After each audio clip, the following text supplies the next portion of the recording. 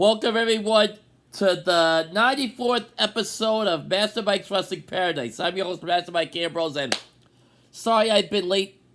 Sorry I've been late the last busy the past couple of weeks. I was on vacation last week. Went up to New Hampshire and went up Mount Washington. On my Facebook page, you can notice them if you follow on Facebook. I went up there and I put a few pics on my Twitter, so it was fun. I went on the Cog Railroad up to Mount Washington, highest point east of the Mississippi. Could see all 5 of the New England states and even into Canada. It was a clear day, so I got a good view. 40 degrees that day, and that's kind of a hot spell for them because it can get really cold in winter. They say it's the worst weather in the world. Snow could come in the wintertime blowing, rain could come at you, bad freezing rain. It's pretty rough for the wintertime there. But I go in the summertime. I recommend going in the summertime if you want to do it. It's quite a trip. And when I came back, we got some sad news. Of course, Terry Funk passed away, and what can I say? He's a legend. He was around for, I don't know how many years he wrestled, about 50-something years, close to about that. It's just a long time, and close to 50 years, actually, he wrestled. He was wrestling close to in the 60s, and legend, former WWE champion, character. My favorite feud was the Ric Flair feud in '89, where he was heel, he turned Ric Flair babyface, just wild and crazy, did a lot of crazy stuff. He was big. Obviously, he started before I was born. He was NBA champion in the '70s before I was born, and quite a run. First time I saw him was when he was part of a tag team with his brother Dory Funk Jr., not a former NBA champion, but they called him Hoss Funk. He was played by Jimmy Hart, Texas guys. They don't get the name Funk, so he was still Terry Funk. He just doesn't really acknowledge his past a lot of times, so that's how WWE was. They try to, use stuff with a lot of guys or their past identity. They didn't play up he was a former champion because he'd be acknowledged in another company. But he was entertaining than that, I tell you. He was entertaining then. He was funny. Double Cross Ranch. Remember Little Texas, where he's from. He was a legend. Then he went to ECW, in the 90s and put that company on its map, pretty much. There wouldn't be an ECW if it wasn't for Terry Funk. He's on the Mount Rushmore at ECW for sure. He's not a lot of Mount Rushmore, but definitely could be on the ECW Mount Rushmore. Won the title at their first ever ECW title, world title at the first ever ECW pay-per-view. Yeah, he's a legend. He's gonna be missed. He also did movies. Roadhouse was on with Patrick Swayze. He did that. Over the Top with Sylvester Stallone. Paradise Alley. With Sylvester. He was a friend of Sylvester Stallone's. Great stuff. Even got Hulk Hogan the gig in Rocky 3. He helped get him that gig. So, yeah, he's definitely a legend. He'll be missed. My condolences to him and his family. Yeah, another tragedy. It was untimely. It struck everybody. Watching WWE TV the last week, story of Bray Wyatt passing away at 36 years old, just way too soon. And all I can say about that Bray Wyatt, let me just say about that Bray Wyatt character, it was a unique character to say the least. Very successful. So whenever he had a shirt and stuff, merchandise was off the shelves. He was different, but he got over it. Started with the Wyatt family. It was like a backwoods cult with, of course, Luke Harper, John. Luke Harper, Brody Lee, John Huber's real name, God rest his soul, R.I.P. to him too. Eric Rowan and, Braun Strowman. They were all in the group together. And if you watch when they did the 10-bell sloop, Braun and Rowan were there. So, that was nice. And boy, that was, and, he had, his WrestleMania matches. He worked at Cena twice, Orton twice, and worked with Undertaker. He had interest with The Rock and Cena at one WrestleMania. He was definitely one of the more unique talked about characters. He was out sick for a while. He had a bad heart issues and just a tragedy. All proceeds to all his merchandise goes to his family. Let's see him. I go back watch his family because his grandfather was Blackjack. Blackjack was before my time. I remember his Uncle Barry and his father, Uncle Barry Windham, and his Uncle Mike Rotunda were a tag team. And then, they were big in Florida as well. So, obviously, I watched, IRS, Mike Rotunda, Ernard Shyster, Michael Wall Street. I watched him for years. Underrated performer. Good. Great in the tag team. I thought Mike and Barry were a good tag team. They were the U.S. Express, and not to go off on this segue here, they actually were going to get the Real American song. It was written for them, not for Hogan, because Hogan used Eye of the Tiger. So it said, U.S. Express with the tag team name, Rotunda and Wyndham, they came out to Born in the USA by Bruce Springsteen. Carl Bear was their manager at the first WrestleMania. Yep, and of course, right at the end, he was doing a program, oddly enough, with LA Knight, and that was they kind of put LA Knight on the map right now. If you see how LA Knight's getting, that program with Bray Wyatt probably put him on the map. In a lot of ways, put him over. Even though he didn't win the match at Royal Rumble, he still got put over, and that was definitely a big thing. Of course, after that, he got sick and stuff, and yep, that's the way that goes. Well, R.I.P. to Bray Wyatt, and like I said, Michael Owens to the rest of his family. Okay, Payback tonight. A lot of matches tonight. It's only 6 matches, but there are a lot of good builds. We got for the world title, Seth Rollins and Shinsuke Nakamura, which I heard last night before on SmackDown. They're going to main event that, and I could see, it could go either way.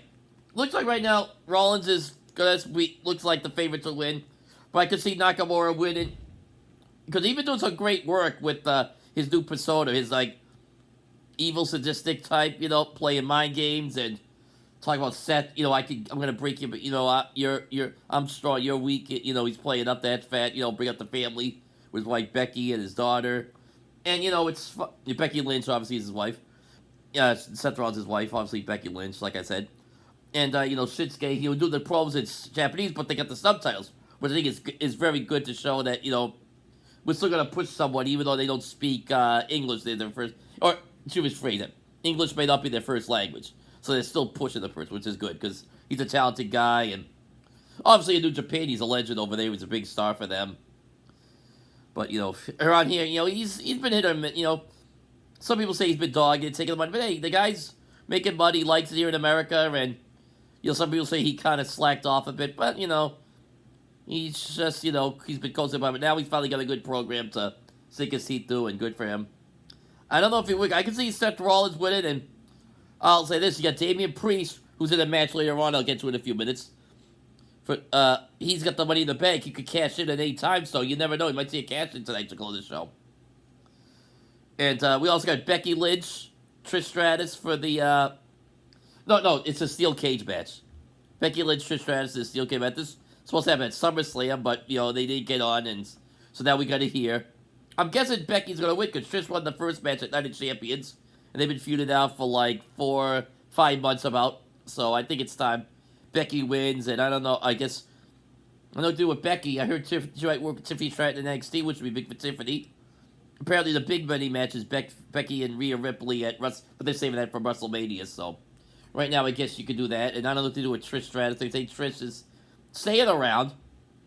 I don't know how long she's going to stay. It was kind of like John Cena, who's going to be around for the next 2 months. By the way, John Cena's hosted Payback tonight. And I'll get to a segment that, might involve him later on. We also have, on that show, we got the tag team titles. I just mentioned Damian Priest, him and Finn Balor, Judgment Day and Chelsea, Kevin Owens and Sami Zayn to a Steel City Street fight for the tag team title. We've seen this match before, obviously. Good match. Really good matches. This should be a great match tonight. Of course, they could be holding tag team titles and the world title. You could see all the titles could belong on the Raw side, except for the Intercontinental Champion Gunther for the on Raw. And Rhea has the Women's World Title, and she's defending against Raquel Rodriguez. I'm expecting Rhea to win tonight, although it might be like a tainted one because they want to protect Raquel. Raquel's getting a big push. Dominic's the NXT champ, but he's going to be defending that at NXT No Mercy in a couple weeks. And then from there we got let's see what else. Oh, LA Knight and Miz, which is. They had a good build-up so far, going back and forth, talking trash about each other. I think LA Knight gets the win. I like to see after this feud with Miz, LA Knight go feud with Randy Orton, who's supposed to be coming back. I think that could be a really good feud. I have an idea how that could go. I think you could play the fact that LA Knight started 20 years ago, and then when Randy Orton debuted WWE 20 years ago, over 20 years ago, he had the magic wand put on him. Put Evolution. Of course, he's third generation. He's a legacy, and they could play that up. So I think that could be a great feud. And we got the last match we announced. We've got Rey Mysterio defending the U.S. title against Austin Theory. Could go either way. I think Mysterio wins, although Austin Theory might win his title back. And speaking of which, the Grayson Waller effect. has Cody Rhodes as your guest. I think I'm expecting something to go down there. I wouldn't be surprised if I brought up John Cena. He shows up, maybe work a problem with Waller. And, who knows? Should be a good show tonight overall. A lot of people saw Gunther and Chad Gable is scheduled for the Intercontinental title for Raw. If Gunther retains, this time next week he'll be breaking the Honky Tonks Man's 35-year record of longest reigning Intercontinental Champion. Think of it, Gunther's had a hell of a run. You go back and watch his matches like wars. And like he's probably the best guy you got right now, next to Roman Reigns. And speaking of Roman Reigns, Roman's not around. Well, he's not on the show again today. And there is the bloodline, although they did an angle last on SmackDown with Jimmy Uso was like the focal point of the show. He got dissed by Cena and AJ Styles, but then came back to AJ Solo, helped Solo beat AJ. Looks like he's kind of, I don't know, he's like a lone wolf or he's still in the bloodline. Who knows? Because I don't know how long Jay's going to be out with his leave, and Jay said he quit the company in storyline, so we'll see what happens there. Right? Oh, hold on one second. Yeah.